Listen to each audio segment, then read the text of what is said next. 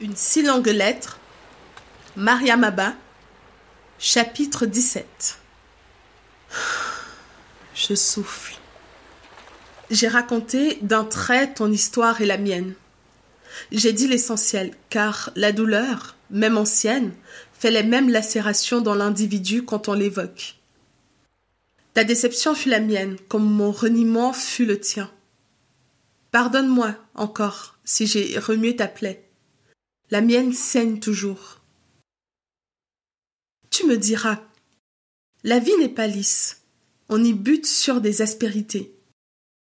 Je sais aussi, nul mariage n'est lisse.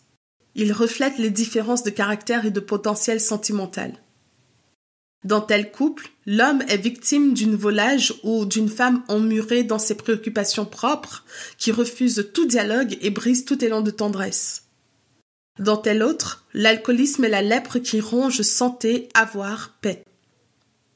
Ils mettent en scène le dérèglement de l'individu qu'ils détruit, dans des spectacles grotesques qui sapent la dignité, dans des drames où les coups de poing sont des arguments solides et la lame menaçante d'un couteau, un appel infaillible au silence. Ici, règne l'appât du gain facile. Joueurs incorrigibles des tapis verts ou assis à l'ombre d'un arbre. Atmosphère surchauffée des salles pleines de senteurs démoniaques, visages crispés des joueurs tendus. La valse satanique des cartes engloutit temps, bien, conscience, et ne s'arrête qu'avec le dernier souffle de celui qui a pris l'habitude de les battre. J'essaie de cerner mes fautes dans l'échec de mon mariage. J'ai donné sans compter. Donner plus que je n'ai reçu. Je suis de celles qui ne peuvent se réaliser et s'épanouir que dans le couple.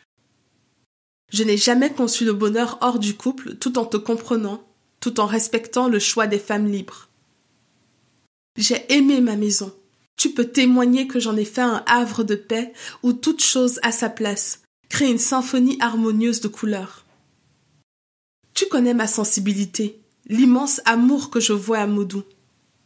Tu peux témoigner que, mobilisé nuit et jour à son service, je devançais ses moindres désirs.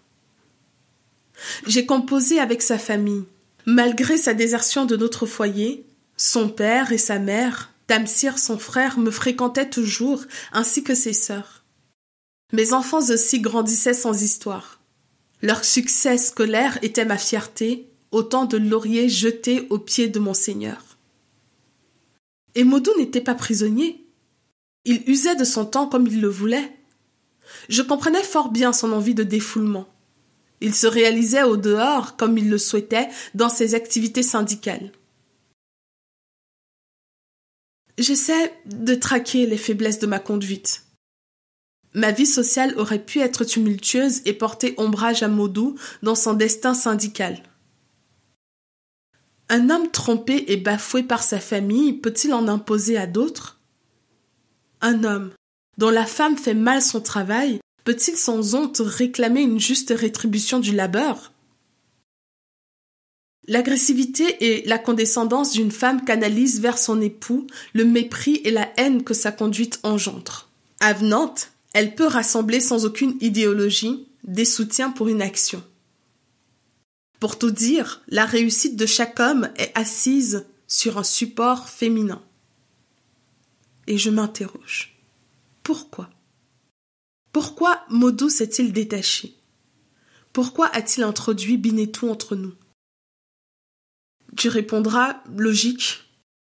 Les inclinations naissent de rien. Parfois une grimace, un port de tête, séduisent un cœur et le gardent. Je m'interroge. Ma vérité est que, malgré tout, je reste fidèle à l'amour de ma jeunesse. Aïssatou, je pleure Modou et je n'y peux rien.